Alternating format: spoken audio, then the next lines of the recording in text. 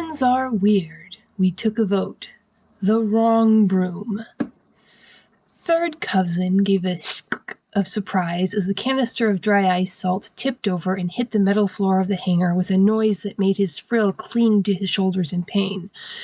"Disorder and confusion," he cursed, then glanced around sheepishly to see if anyone had heard the profanity. He shook out his frill and was still tingling with the pain of the noise. He was not in Grandmother's hive anymore. He was a free-ranging seeker with the blessing of both his parents and his hive. There was no reason to worry about offending the elders. Still, he settled his frill carefully, properly, back into its resting position as he surveyed the salt spill. The warning labels, clearly visible in the canister, showed that the substance wasn't directly toxic to a Shatar, but did carry mild warnings. He pulled out his datapad and summoned the specifics. Mildly caustic to his outer membrane. He shouldn't really handle a spill of this magnitude without a full-body gloving, which would take some time and waste one of their precious few full-body gloves. Third cousin vibrated his mandibles as a happy thought struck him, and he pulled up the warnings for the newest member of the base. As he suspected, the tougher outer membrane of the human showed little to no reaction to the salts. He opened a comm line. "Ranger Dodge," Third cousin called out brightly. "Please come assist me in the main storage bay. There has been a solid-state chemical spill." "Sure thing, Third," Dodge replied in a cheerful tone. "I take it there is nothing more seriously needed than a broom and a dustpan?" "Well, a sample respirator is suggested, but not required," Third cousin said. "But the spill is only ice salt." Mac Dodge laughed, and the Shatar knew the safety suggestion would not be followed. "I'll grab the broom on the way down."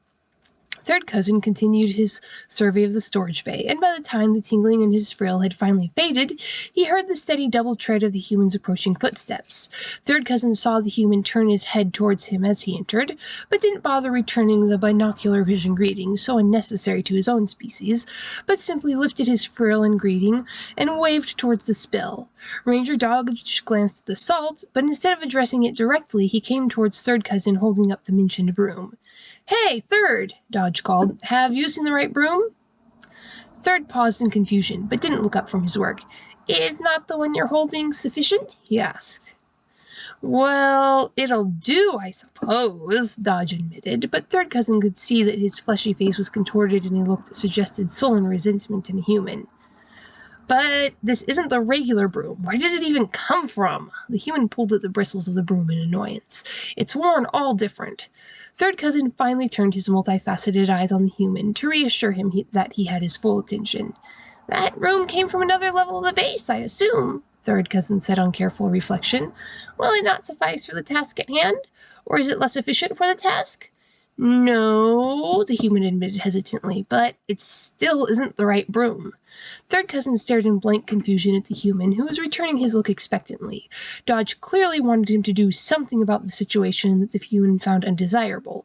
The broom was the same printing as all of the others on the base, and Dodge himself had clearly stated that it was adequate to the purpose, yet he clearly was not satisfied.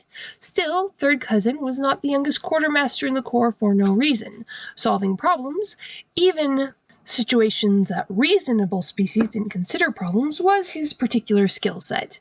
"Would you like me to locate and retrieve the right broom for this level for your future use?" Third cousin asked carefully.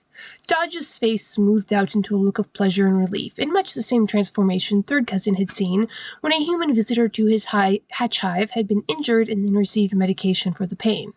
"That'd be great," Dodge replied, before abruptly turning to the task and proving the efficacy of the wrong broom.